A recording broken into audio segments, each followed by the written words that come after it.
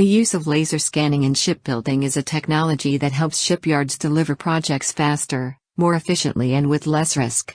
The key to competitive utilization lies in being able to capture the vessel in operation in 3D quickly, accurately and inexpensively.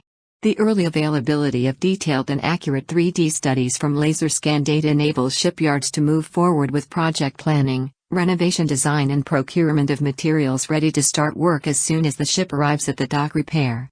Using the scan helps to shorten downtime. The laser scanner can capture complex and surfaces as a dense 3D scan data. This allows performing non-contact, 3D inspections with ease. Non-contact 3D scanning can digitize features such as flush and gap that are difficult to inspect with contact methods. Laser scanning for 3D documentation can be a faster method, produces a more comprehensive report. Capture operating conditions.